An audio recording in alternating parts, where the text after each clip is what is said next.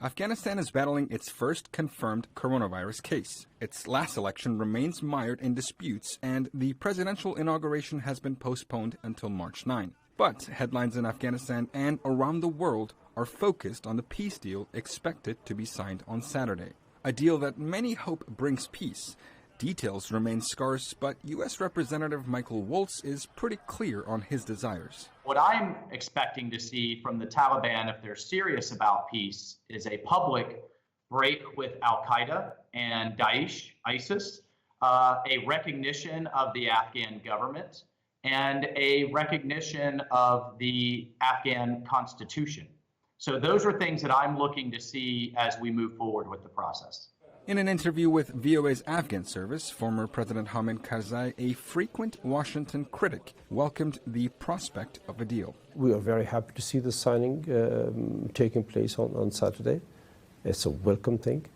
And from that point onwards, we hope that the intra-Afghan dialogue will start as soon as possible, so Afghans can sit together and bring lasting peace to our beloved country.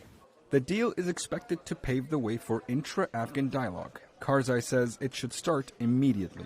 Well, the considered time for this is after 10 days of the signing of the deal between the Taliban and the United States, but we hope it will start sooner,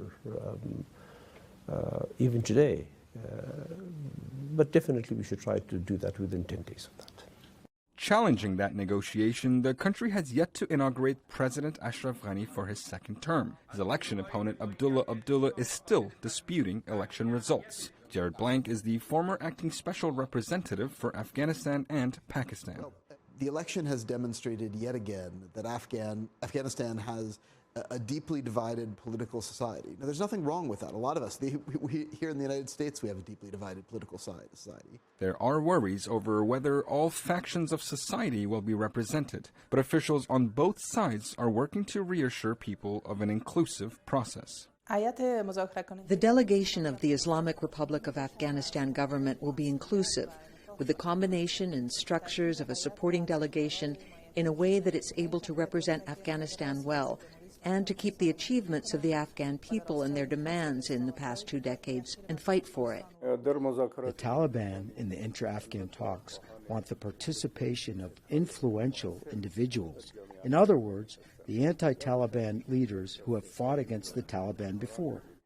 Analysts believe the government should do everything it can to show unity. In order for the peace deal to work, it's necessary that the politicians of Afghanistan work on a consensus, agree on a framework that would be acceptable for all sides. The fragile consequences and unsuitable tensions will begin from now on. It is very likely that the Taliban and their supporters will benefit the most from the negotiation, and the peace in Afghanistan will be sabotaged. The people of Afghanistan are eagerly waiting to hear their fate, one way or another. With contributions from Rahim Gul Sarwan, Haseeb Mawdoodi, and Jalal Mirzad, Bezhan Hamdard, VOA News.